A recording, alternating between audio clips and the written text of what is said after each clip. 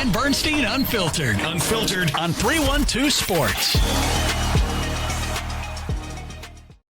Dan Bernstein Unfiltered, 312 Sports. A lot to discuss regarding the Bears. They're 7-3. They're in first place. We're not sure how good they are, but I'm rankled by something that happened in the wake of that victory yesterday. And this was a rare Bears misstep. And it's sticking with me in a way that I didn't think it would. So I want to get this out of the way first before we get on to the fact that they're in first place in the NFC North. They are 7-3. And all the things that we're celebrating about these Bears, there was still something that stuck with me after the game yesterday. And it was in the Ben Johnson era, it was a rare lack of understanding. It was a tonal perception failure. He could have done something really cool. Instead, he did something cringy. And the point is this. Nashon Wright deserved a game ball yesterday, and Kevin Warren didn't. We can say what we want about the symbolic value or the ceremonial value of such things as a game ball. And the reason I bring it up is because I know it matters to the players. I really do. I do. I know it matters to players. It matters when they have their little rooms at home 20 years from now, 30 years from now, 40 years from now, when they look back on the big days in their career that can even grow in meaning as they age, to see that ball with the white panel on there commemorating something they did, no matter what else happens in their lives. It matters a lot to them, ultimately. Maybe not as much now as it might later, but it bugged me that in that locker room, Ben Johnson decided to award the president and CEO a game ball for what? For what? And I'm going to make my case for why this was a misstep and why I bet, given time, or maybe not even given time, maybe he asked about it directly, and I think he should be.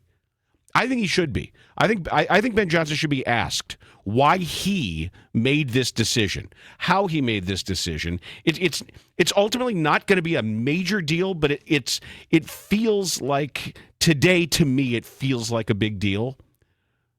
Why did you give Kevin Warren a game ball and not Nashon Wright? I'll explain, but this is how it was right after the game. Last one here, man, is a special man. And a lot of you guys don't see what he does behind the scenes, but he worked here for a number of years, okay? It's his birthday tomorrow, and I know this one meant just a little bit more to him. Kevin Warren, let's go!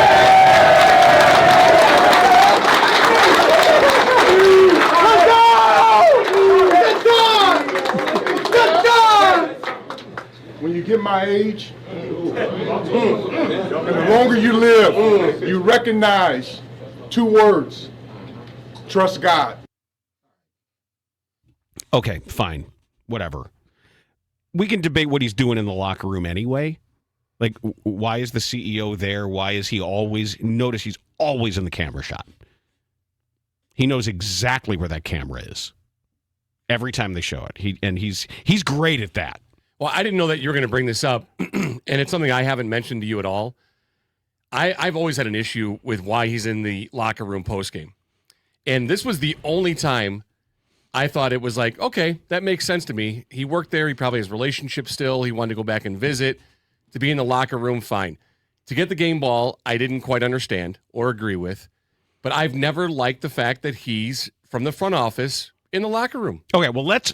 But that's... I'm glad you expressed that. No, and I'm glad it was expressed. Yeah. Let's hold that. Yeah. Because the bigger deal to me is this. Nashon Wright was a captain for the week. Guest captain, as stated by Ben Johnson. Guest captain. Guest captain. So, they have the 5, and then they add 1 every week. And they added him because he was making his return to his former team also. I don't know if you know what happened earlier in the week, but earlier in the week, a man named John Beam, who was Nashon Wright's JUCO coach, was murdered on November 13th.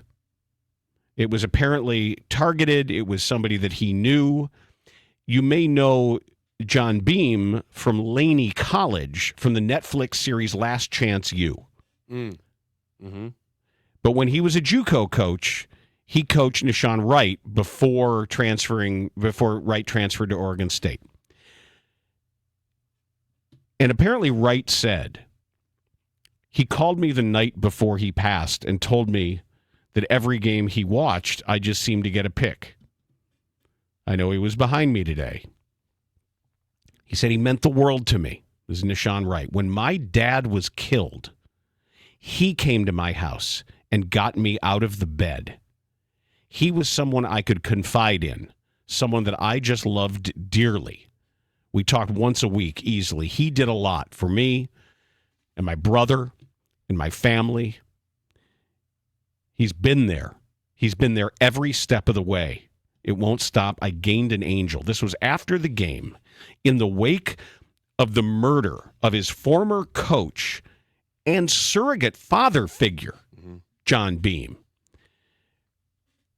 You gave a game ball to Devin Duvernay for the field-flipping 56-yard kickoff return. You gave a game ball to Cairo Santos for all his field goals that culminated in the 48-yard game winner. And all I was waiting for was for that third one to go to Nashon Wright, your special captain of the week, who, as this is all going on, is talking to reporters about what he had been through emotionally in the week. That was a huge play at the end of the half. That saved you 3 points at a minimum. At a minimum, it saved you 3 points, that interception. What was the final score again? 19-17. How many is that? That's 2, right? Check the math. That is 2. Okay. And they screwed this up. That should have been his game ball. That should have been his game ball. Why are you giving one to the president and CEO of the team? It was so cringy. The whole thing was so cringy. It just seemed needless. It didn't seem locker room focused. It didn't seem team focused. You had a chance there because I guarantee you all of Nashon Wright's teammates knew what he was going through with the loss of his former coach and father figure, what he was dealing with all week. And he was there talking about it. It's just too bad. It's too bad. Generally, I think that Ben Johnson's got a really good sense, a good handle on what's going on. And ultimately, it's not going to be a huge deal, but I would like to think that if he had it to do all over again, Kevin Warren doesn't need a game ball. He needs to get the damn stadium built. He's here to do one thing. Well, it's his birthday today, though, Dan, so he deserved a game ball. Come on, man. Yeah. Come on, man. He's not a toddler. I don't care if it's his birthday. Yeah, I don't like it. I haven't liked it from the start. I've every time I watch the video, I'm always like, why is he there? You know, fine. If you want to be there, you're the president of the team. You can go where you want, but to be in the background, to not be part of it, I think would be more appropriate. That's just me, and I think everyone has their own opinion on it. I just don't find it to be necessary to put yourself in the middle of it. You want to be down there and hear the head coach speak, great, but I don't think you need to put yourself in the middle of it as the team president. This was the only time I thought it made the most sense, going back to Minnesota. I don't know. Again, I don't know what relationships he may have. He wants to go back and visit. Not this day, not this game, not when you've got a more deserving recipient right there. Oh, I never think he would be deserving of a game ball. Now, if you want to give him a shout out and say, hey, it's Kevin's birthday. Happy birthday. Happy birthday, Kevin. Let's give it up for Kevin. He worked here for a long time. Glad he made the trip with us. Happy birthday, Kevin. But a game ball, never appropriate. I just don't see it. I don't see it at all. And the only thing I can say, Dan, I'm trying to think what would be, just trying to play devil's advocate with you. Unless it was specified, I don't want anything special. I don't want to be recognized. Thank you for saying that. Yes, it's too much for me. I don't want to do that in the middle of the team. I'm too emotional to want to speak in front of. It is possible, and we won the game. That's more important to me as a teammate right now. I don't want to be highlighted for this, unless that was done. unless that was done, I truly think it was a missed opportunity. Thank you for saying that. Yeah. Thank you, because it is certainly within the realm of possibility Yeah. that Nashon Wright was like, hey, I'm too emotional to want to be in front of the team right now. It's too much. Let's not this call is too it much. out. Yeah, I don't want to be the center of attention right now. It is absolutely possible, but anything short of that, Yes. and maybe they're like, okay, well, we can just. I still would rather he finds a player. I still would rather he gives it to Cole Kmet for running people over, knocking 3 guys down on every 9-yard gain and 10-yard gain, 11-yard gain they had. Give it to Kevin Byard for baiting the rookie into a league-leading 5th interception.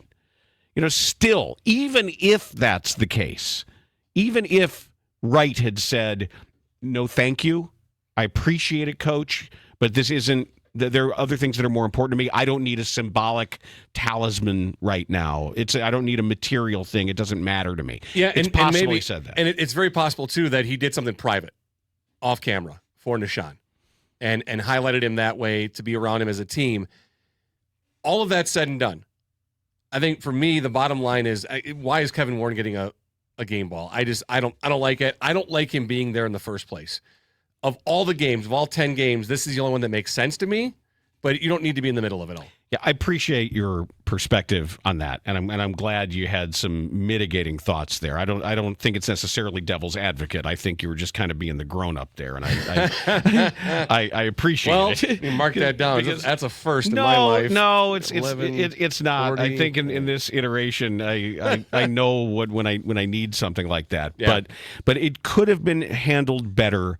And if Nashon Wright does feel like, hey, I'm kind of been through a lot. I was kind of captain this week, and what are we doing here? That it was too bad. It felt weird to me. It felt jarring. It felt cringy. The whole thing felt weird. In a winning locker room. I'm really hoping that that's the case. That it was said, hey, let's not highlight this. Let's do something privately, because not only was it an important play in the game, but it's one of the best interceptions you'll see. Great play. It was. We mentioned it unbelievable. yesterday. That was not some. Right place, right time, tipped ball. It was not him jumping a route. It wasn't one of these center field overthrow catches.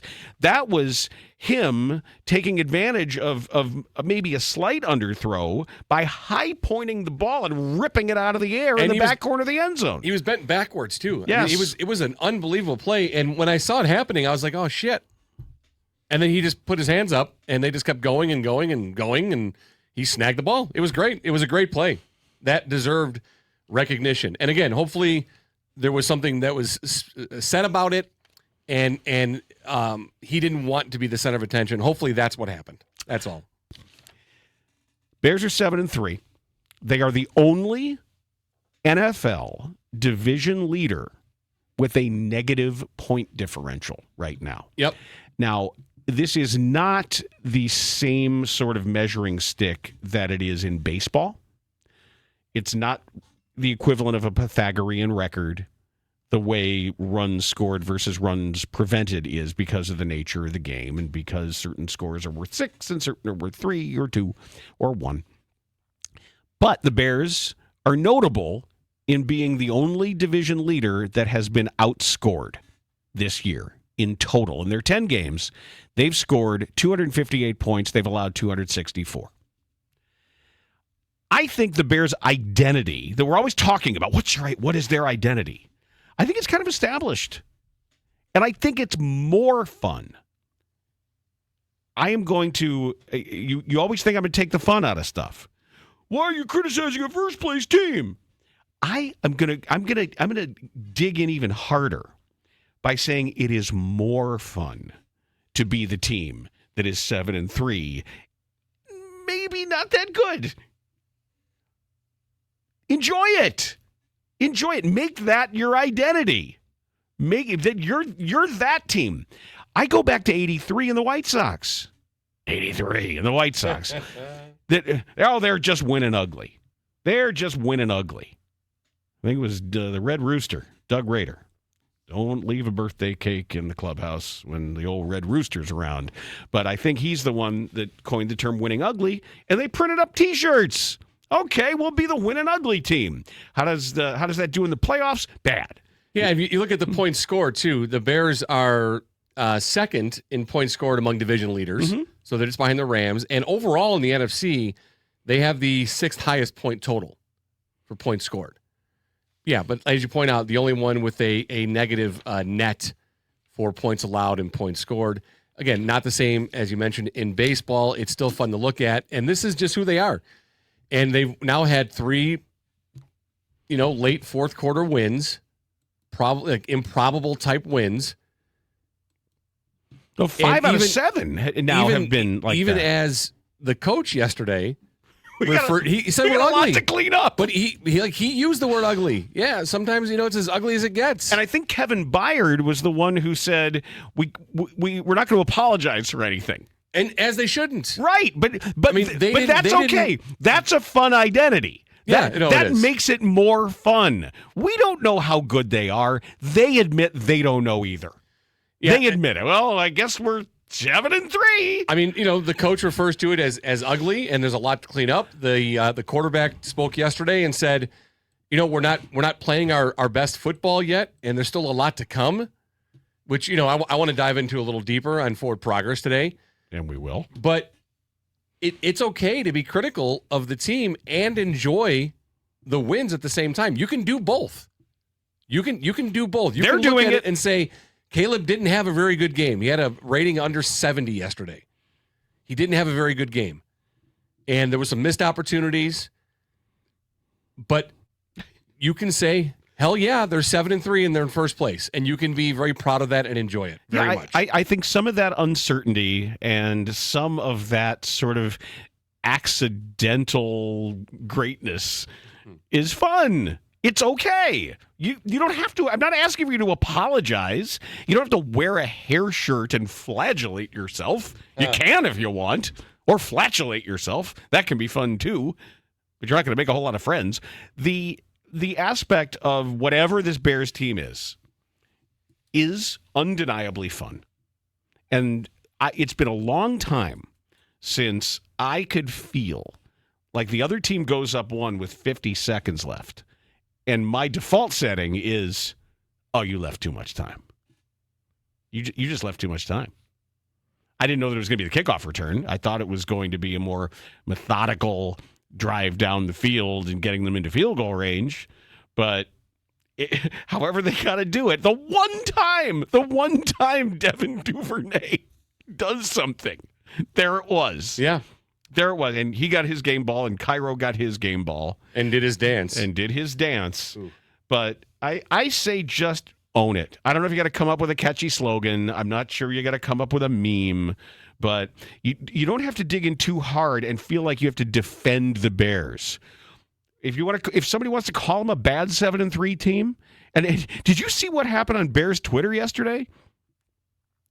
Somebody tweeted something, and I'm getting this all secondhand. Yeah. Somebody tweeted something like, this is the worst 7-3 team I've ever seen. Okay. And Bears fans went crazy.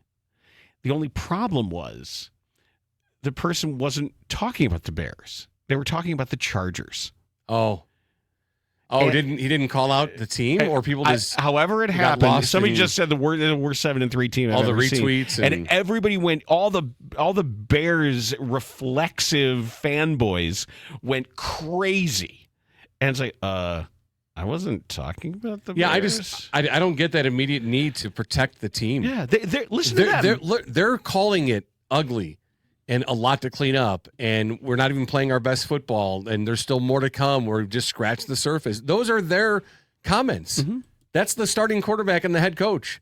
Again, it's okay to be critical and enjoy the wins. It was you so can do funny. both. You heard Ben Johnson. We got a lot to clean up out there. He said it was ugly, but it's as ugly as it gets. Yes. Yeah, and that's okay because it's still a W. So that is the Bears' identity. Like it or not, if you want to accident your way up the standings and into first place and the dust settles, you're like, how you guys doing? How are these games? I don't know. They're kind of rough. Well, where are you? We're on top of the damn North. Yep. Really? Yep. Cool. So Kevin Byard leads the league with 5 interceptions. Tremaine Edwards, Lloyd from Detroit. Is that Detroit? No, I'm not even sure. Nashon Wright also has 4. Nashon Wright, one of only 4 players to have a touchdown on an interception. Mm-hmm. And that's insane. 3 of the top 4 are from the Bears. Ben Johnson's got 4 road wins. Yeah, in 6 games. The Vikings, that was their 4th home loss. They're 1-4 at home this year. Mm-hmm. It is a beautiful building, though. Oh, it does look beautiful. If Kevin Warren can duplicate that for Chicago, then I would gladly drive to his house and hand him a game ball. There was a joke that somebody made that as they're presenting him the game ball, I think it was it Marlon Brando's helper monkey that sent this in yesterday? I think it was, who said that George McCaskey was going to intercept the game ball. I'm like, not till you build my stadium. Right. You're here to do one thing. You don't get this game ball until you build my stadium. Devin Lloyd of the Jacksonville Jaguars. Yes, he's got 4. Devin Lloyd. Sorry, if you're listening, Devin, I apologize for that. And thanks for listening.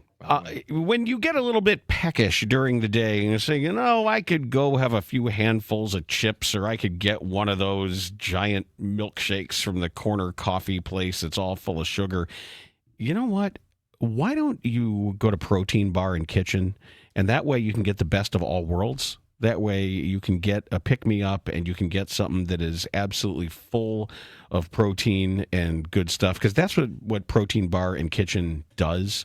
They have all kinds of healthy swaps. You can get exactly what you want when you want it, whether it is for breakfast, whether it's lunch, before a workout, after a workout, dinner.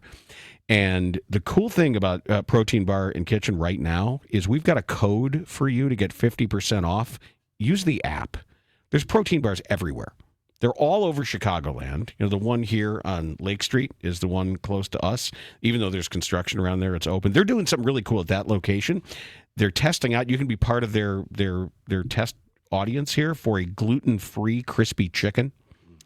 It is in their PBK classics, the Buffalo Bowl, the Caesar wrap, the Cobb salad. You can sub it in the chicken Caesar salad if you want a crispy chicken Caesar. They do a grilled chicken, but you can sub that other chicken out as well. So you can give that a shot for a gluten-free option. But you make sure you use our code, whatever you use, DBU50, DBU50.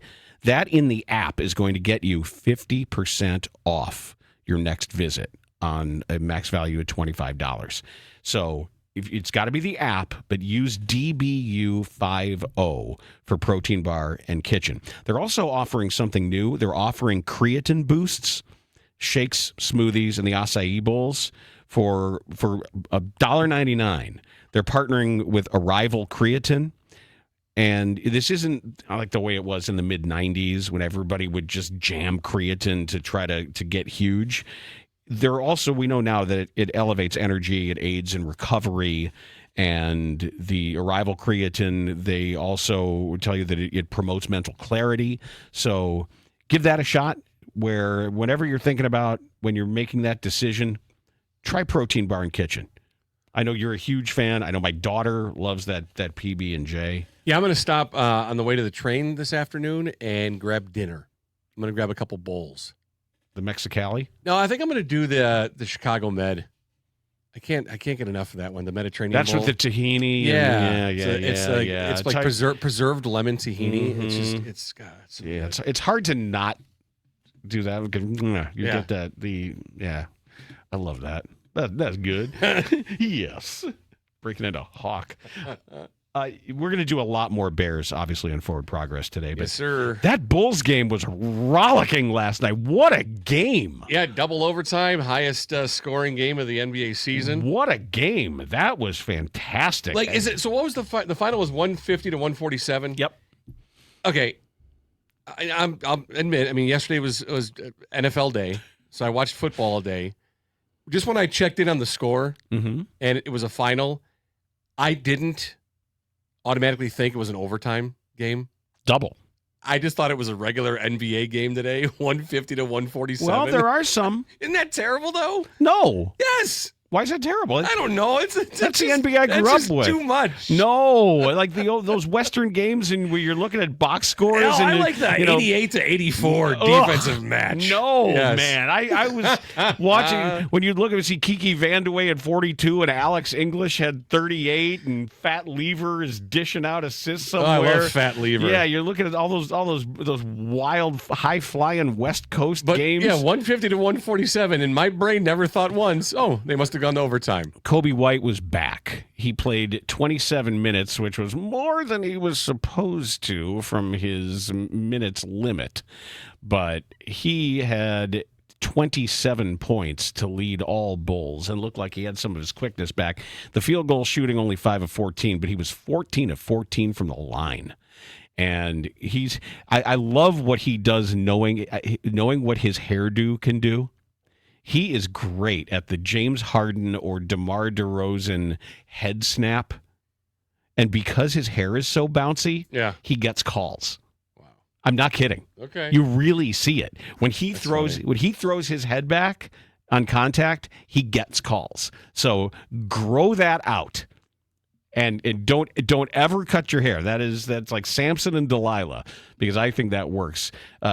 This team, with or without Josh Giddey, is a completely different team. 26 points, 13 rebounds, 13 assists, yet another triple-double for Josh Giddey. And he makes Vucevic better, too, because the way they play off each other when they run that screen. But the Bulls lost the game, and they lost the game because, holy shit, Lauri Markkanen. Yeah, I loved him on the Bulls. Well, I think they're probably going to end up shopping him in a trade. Okay. But can the Bulls get him back? Lauri Markkanen had 47 points on 15 of 33 shooting to go with 7 rebounds. 47 points in 46 minutes. Keontae George is a problem as well. But Markkanen this is rare, to get bigger. Usually when a guy bulks up, it's at the expense of speed and quickness. Mm-hmm. Say, look, we need you to be stronger. We need you to be bigger, to be able to hold your ground, to be able to push people out of the way. And usually the ideal is if you can bulk up and maintain your speed and quickness.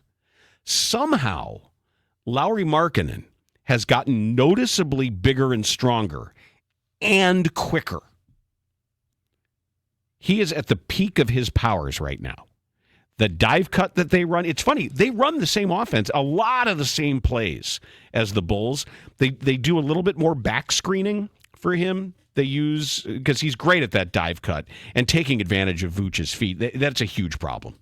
Nikola Vucevic's lack of foot speed remains a massive problem, no matter who they play. And boy, are you going to see that tonight. It's going to be ugly tonight in his matchups. Denver tonight, right? Yeah. Yeah, that's going to be. Yeah, and I didn't realize that Kevin Love was still in the league, still playing. I didn't either. 18 minutes last night, and he looks really good too. Like he's one of these guys that's just going to age really well. What did I say? He's 37. Yeah, and he's got the salt and pepper hair. He's going to look better with some age on him, and it was good to see Kevin Love out there. They got Kyle Filipowski out there trying to be another one of these big, quick guys. It's a weird team right now with Walker Kessler out. It really is weird. And they're in transition. Keontae George is going to be a problem. Ace Bailey going to be a problem. But they're not yet. I think some of these trades are going to make room for some of these people. But it was a fascinating game that the Bulls could have won. And they had some defensive lapses late. They had some confusion late in some of the ways they were switching screens around the perimeter. They didn't have any individual player that could stop Lauri Markkanen. They tried to put Patrick Williams on him late, and then they struggled when there was some decision to be made on who switches and who gets over some of these screens. But this is a perimeter league where being able to have the correct rules and correct assignments on a lot of these perimeter ball screens is going to define the key moments of some of the games. And boy, he got Markkanen is just an absolute beast. Somebody's going to put together a package for him where he's going to be a difference maker for a playoff team. Now, Vooch had the final shot to try to tie It's a the good look. game? It's a good look. Okay, is that because he had one he hit the 3 a couple games ago that they won? And he hit a big 3 in That this was game too. It wasn't a likely win there. Oh, that was the corner the Josh 3. Giddey, Yes. unbelievable pass. Yes. So is that deliberate setup that when we want him taking last shots? No, he was open. Okay, he was open. He happened to be that guy, and he got a good look. Okay, it's not your first choice. But I don't think that they went into this saying this is the guy who's going to get that shot. I'd have to go back. It was late. I wasn't planning on staying up that late. I was getting it's like another overtime. Like, all right, I'm in for a penny, in for a pound.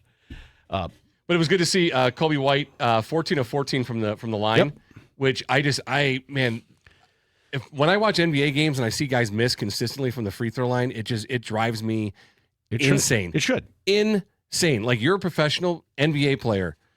Make your damn free throws. It should make you crazy. And then last night, George and Markkanen were combined 21 of 23 from the line. That's what you need from your guys. You have to have that. They really missed Trey Jones. They missed an alternate ball handler, and they turned it over 17 times. Josh Giddey had 6 of those, which he's going to have because the ball's in his hands a lot. I don't want him to get a quadruple double at any point with turnovers, but they struggled. Io is not a ball handler. He's got a tighter handle when he's driving to his right to score. He's not a point guard. Mm-hmm. He just isn't. And I realized in Trey Jones's absence how much they miss a secondary facilitator. They asked Kevin Huerter to do a little bit of that. It doesn't suit him ideally. Although I like his game. He's a tough, smart player as a rotational bench player. But we'll talk during DBU Picks about what I expect tonight. But the Bulls remain very watchable, and it was an exciting game, and I'm glad I watched it. If you need windows, there's one place you have to go and one guy you have to call. The place is Chicago Window Guys, and the guy is Russ Armstrong. And you have to say, like, when's the last time you decided whether or not you needed windows? And look down at the little metal spacer in your double pane window. If that's rusting out, if you've got a blown seal and you're seeing there's a condensation building up inside there, you need new windows. That means the window isn't doing its job anymore. And especially as it's getting colder, you don't want to hear the heat continuing to click on because it's working so hard to keep up with your bad windows. Russ will come to your house. He will give you the best possible deal with a price match, and that way you're not going to fall for these buy one, get one free banana in the tailpipe sales gimmicks.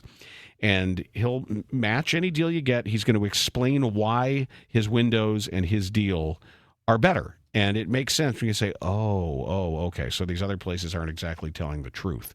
So call him at 847-302-9171. Check out his 5-star reviews at ChicagoWindowGuys.com. I just got a text from Russ because he's making some custom windows for our upstairs. He just texted me.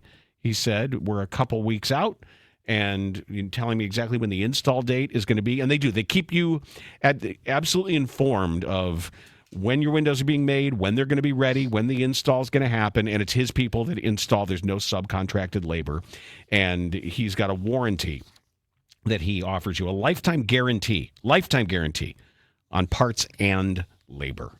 That's Russ Armstrong. That's Chicago Window Guys. That's 847-302-9171 and ChicagoWindowGuys.com. And speaking of the not going to fall for the banana in the tailpipe, we watched the Eddie Murphy documentary that's out right now on Netflix. Yeah. What I would highly recommend you watch. Okay. Yeah, it was very, very entertaining. Very entertaining. And it's just it's a really fun look. And to hear guys that I love Eddie Murphy. I've always loved Eddie Murphy, and having a lot older brothers, I grew up earlier than I should have, and so watching that version of Saturday Night Live, when I was probably too young to be watching it, but watching it anyway, that's when I fell in love with Mr. Robinson's Neighborhood and Gumby, and the when he would do Stevie Wonder And who played Frank Sinatra? Joe Piscopo. Joe Piscopo. Like, you are blind as a bat, Yeah. and I have sight. oh, dude, those lyrics are in my brain. It's all pops and whistles to me. I can't understand a word he's saying. It's great, and it was such a great documentary. And I never really watched Dave Chappelle's show, but every time I see a Chappelle thing, How much he owes. well, but how good he is, and everything I see of Chappelle, it's so good. And to hear Chappelle on Eddie Murphy's this documentary talking about, like, he sees Eddie Murphy and he geeks out. I really like it. Was great. It was really, really good. And just to see that, I would recommend it. But I thought of it when you mentioned we're not going to fall for the banana in the tailpipe. We were thinking about it the other day. We had like the 80s Sirius channel on. Okay. Party All the Time came on. Oh my God. Yeah, that's featured in the doc. It's bad. It's real bad. It's real bad. It's so bad. It's not good. But It's but not the good. nostalgia held me. I'm like, okay, this is actually he did this, and it wasn't a joke. It wasn't a bit. This was earnestly done. Oh, he plays a lot of music during the documentary. He's always playing music. He really enjoys it. And another basketball note. What's wrong with Draymond Green? What's wrong with him? What are you That's doing? different than what was wrong before. Did you hear what happened with Draymond Green last night? What do you do? All right, he got into it with a fan. Oh, that's surprising. They were playing against the New Orleans Pelicans. Was it Jason?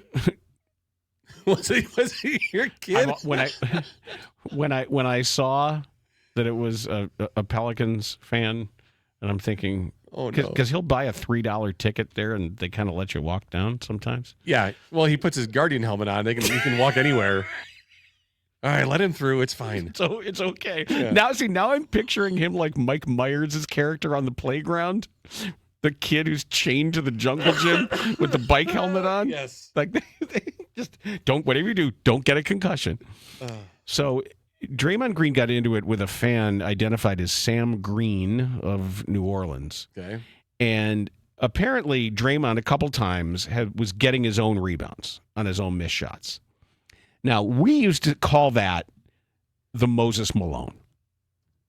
That was always the joke, was that Moses Malone would bounce it off the corner of the backboard a couple times because he was the biggest guy out there. And he'd, instead of taking a power dribble, he'd kind of go up there and get, pad these rebounds. So we'd always doing the Moses. And they do it, he'd get fouled, he'd go to line, the whole thing. Ha, ha, ha. Well, now it's identified with Angel Reese, getting your own rebound. Okay. She has even copyrighted the term me-bound, and it's also taken on sort of an insulting way of saying, oh, you're getting all these rebounds because you keep missing all these shots. You can't shoot. And somebody was taunting Draymond by calling him Angel Reese. So he got mad. And I saw the headline.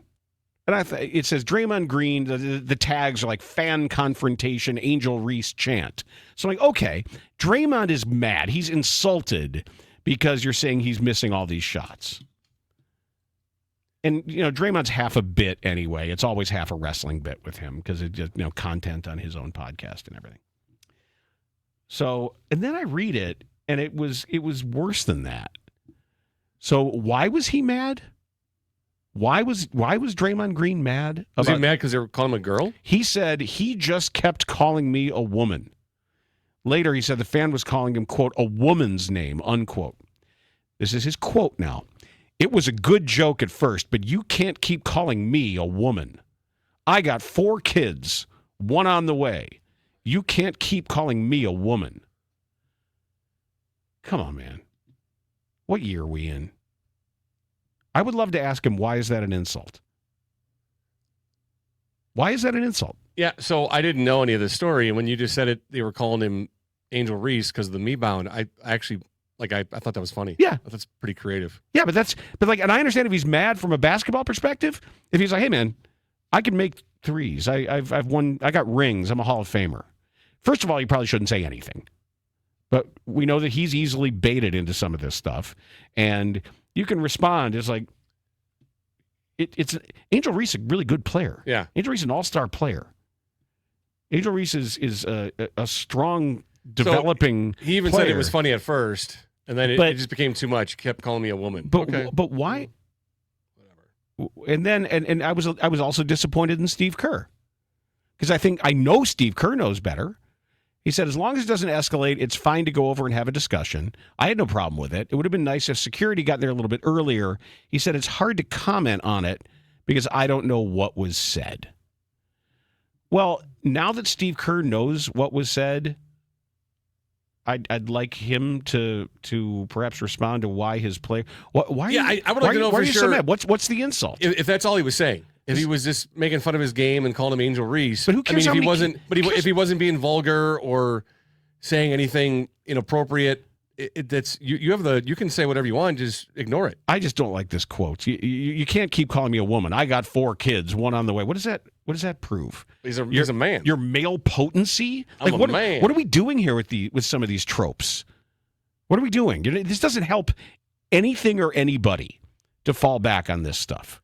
Man, I saw a story the other day, Dan. Maybe you saw it too. There's a current NFL wide receiver that has more children on the way currently than he does touchdowns. Stephon Diggs. Oh, is that who it is? Yeah. He's a man too. Okay, like you're proving your masculinity that way. Like that's so important to you. That's just a bad look. That just makes you look even more insecure. Like, how dare you? How dare you compare me to? Come on. Why is that an insult to you?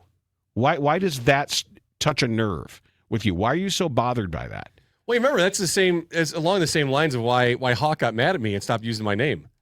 Because there was a game where there was a play at home, a collision at home, and he didn't like the some of the reaction. Oh, and he said like put a skirt on or something like that. Yeah, he said players need to put a skirt on, and I took him to task a little bit. The next time I was on the air talking about I asked how female White Sox fans felt about that. Right.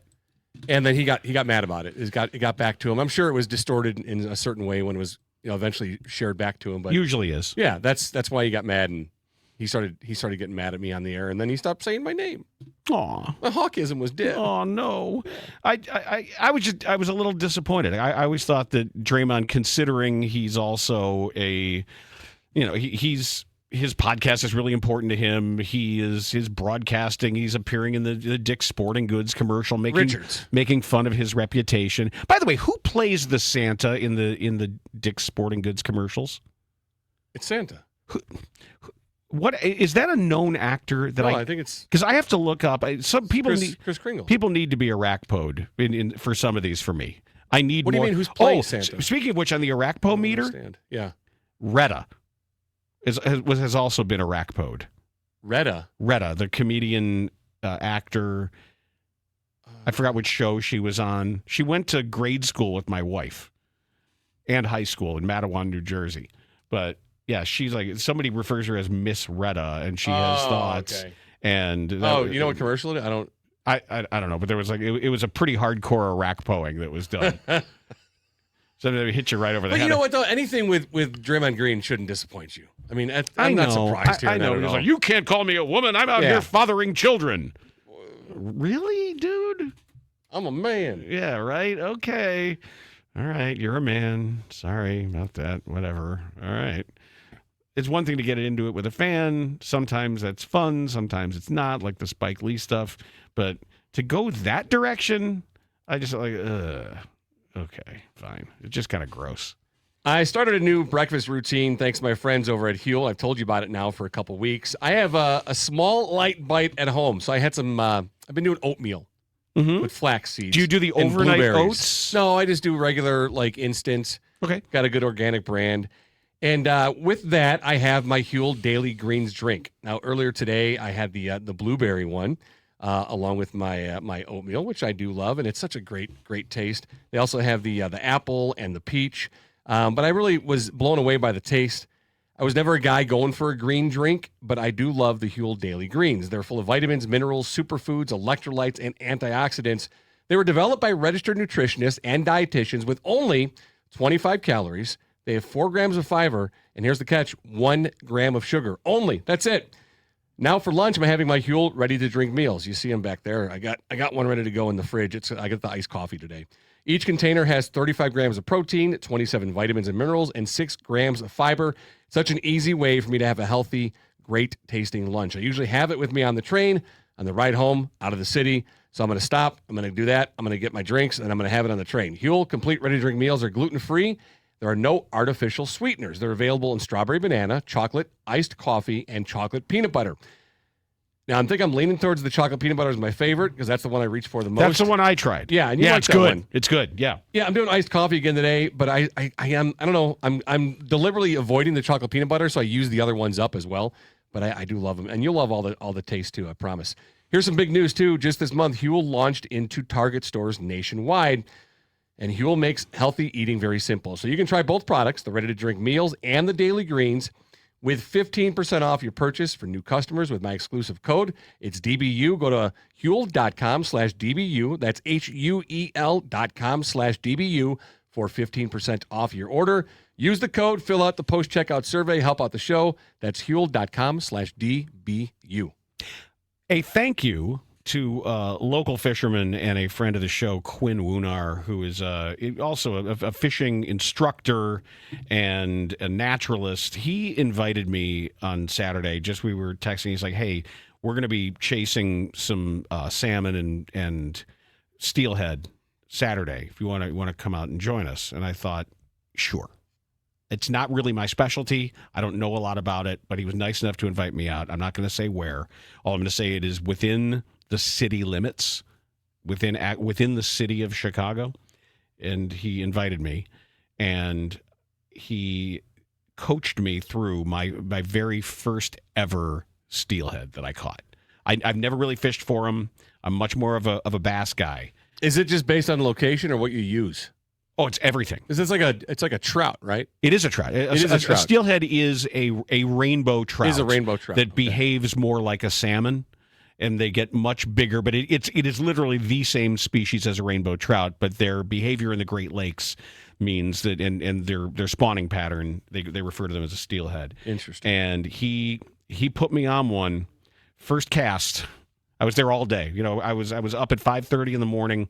Got home at 4:30 in the afternoon, got a coho salmon, and also got this gorgeous 8-pound steelhead. But his ability, once I hooked it, to walk me through the fight, never raised his voice, explained what was going. He could mind meld with this fish, and to say, all right, it's got 2 more runs, and I thought it was off. He's like, no, it's charging you.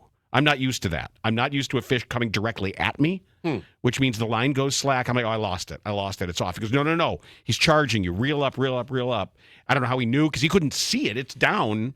Yeah. But he could tell by the way the line was moving and just knew exactly what was going on.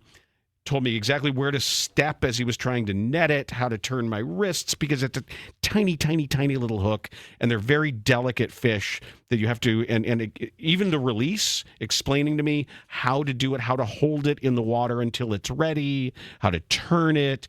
I mean, really was a great day, and I learned a ton. It was a good-looking picture, too. Well, it's a gorgeous fish. I mean, they're so beautiful, but this is... And for everybody who's out there snagging and getting into snagging season, don't snag. Don't do that. You don't need to do that. Was that just a line with hooks or whatever? Is that the big thing? It's a giant treble hook, and there's all sorts of corruption going on and horrible things within snagging. So don't do that. You don't need to do that. But it was a great experience for me, and I'm glad I did it. So thanks to him. And there's a lot of local fishermen were there. There was Ken and Dale and Danny and Eve, and I think even Jig and Ed was down there. Like a lot of these Jig and Ed. No, Jiggin. Some people call him Jiggin Ed, and some people call him Jigger Ed. Oh, so you got to be careful with that. He could do, but like a sports morning talk show in Texas. Jig and Ed. Jig and Ed. Yeah. He's Jig on Ed. Yeah. So as you get older in life too, you should avoid snacking too. So snagging is bad. Snacking? Limit your snacking as you get older too. Just keep that in mind. I think that's really good advice. Thank you. We talked last week about Pope Bob from Dalton. His movies. And his movie list. Yep. And how interesting it was. And I didn't know that he cared as much as he did about movies. And he had a bunch of people That's why I voted for him. at the Vatican. Yeah, smart of you. I know those campaign ads just beat you over the head after a while. But you can finance. He's that the movie campaign. pope. That's what we always called him. He had a bunch of people out there, Spike Lee and Greta Gerwig and Adam Scott, and there are a bunch of Hollywood luminaries. You see, Spike Lee presented him with a Knicks jersey. I did not. At some point. Oh, but he was second though. Chuck Swirsky, Yeah, give Chuck- him the Bulls Chuck beat him jersey. to it, yeah. And we know that he got a Cubs jersey from the head of like the Greek Orthodox Church, who was trolling him, who's also from Chicago, and was trolling him by giving a Cubs jersey. The point being, first point being, Pope Bob's going to have like a man cave because he's not going to wear these, is he? Maybe on White Sox game days he'll wear a Sox jersey. Well, he can wear it under his stuff. I wonder, or does he have in his office? Are they framed? Does he have a room with all his swag? You don't think he wears it when he shoot hoops? It's all good. Maybe during Mardi Gras. Apparently, jerseys are a big thing during Mardi Gras. Maybe he can just tear down part of the Vatican and like add a whole wing, put a ballroom in just for his jerseys. Ballroom and a man cave. I just wanted to movie theater. I wanted to read you a couple paragraphs of his speech to these Hollywood folks. Okay. This is the Pope, and I loved this. I loved hearing some of what he had to say about movies and the nature of going to movies. This is really thoughtful stuff from Bob from Dalton. I love this guy. He says cultural facilities, such as cinemas and theaters, are the beating hearts of our communities because they contribute to making them more human. If a city is alive, it is thanks in part to its cultural spaces. We must inhabit these spaces and build relationships within them day after day. Nonetheless, cinemas are experiencing a troubling decline, with many being removed from cities and neighborhoods. More than a few people are saying that the art of cinema and the cinematic experience are in danger. I urge institutions not to give up, but to cooperate in affirming the social and cultural value of this activity. The logic of algorithms tends to repeat what works, in quotes. But art opens up what is possible. Not everything has to be immediate or predictable. Defend slowness when it serves a purpose, silence when it speaks, and difference when evocative. Beauty is not just a means of escape. It is, above all, an invocation. When cinema is authentic, it does not merely console, but challenges. It articulates the questions that dwell within us, and sometimes even provokes tears that we did not know we needed to express. That's good stuff. It's Pope Leo. And you know what he's describing? He's describing holiness. I know he's referred to as His Holiness, but there's been a lot written about the nature of holiness. He is describing cinema as holy. He didn't use that word, but to the extent of what I understand it means, I also think it's fascinating that these comments parallel what we hear from religious leaders, especially in the Catholic Church, about the emptiness of so many cathedrals.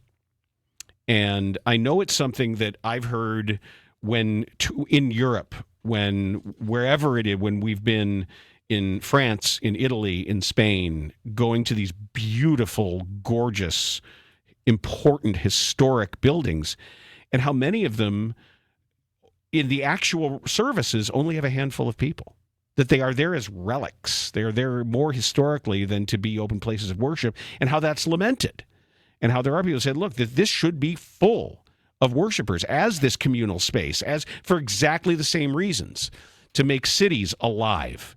I love the fact that this Pope from this city,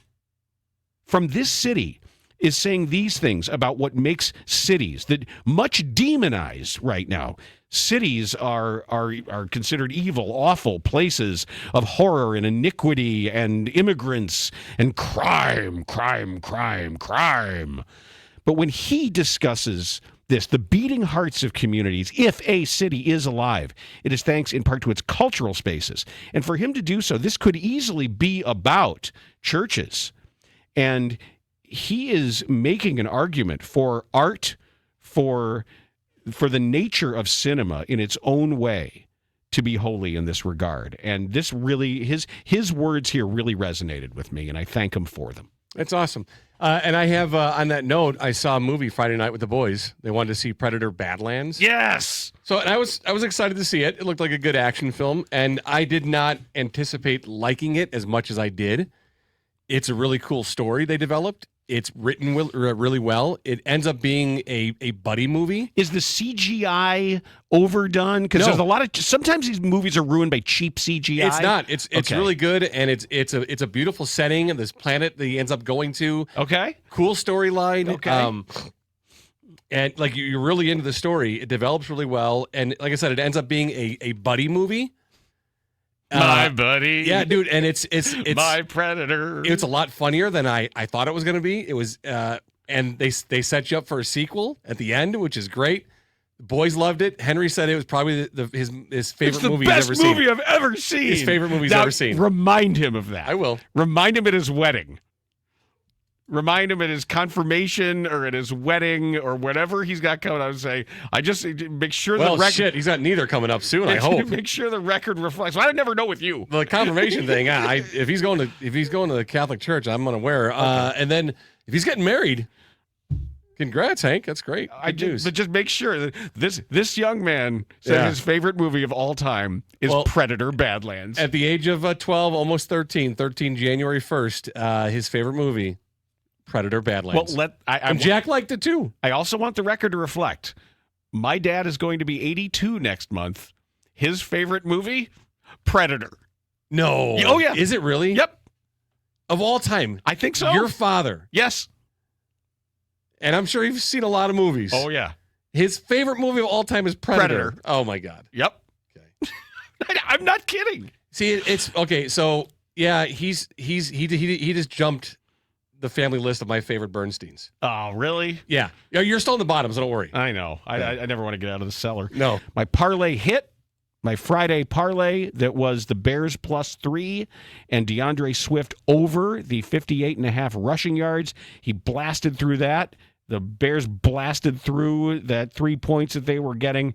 So those both hit. I know you got one leg of yours that you gave. Yeah, the J.J. McCarthy under 215, that hit for me. And then the Caleb over 1.5 touchdowns did not hit, unfortunately.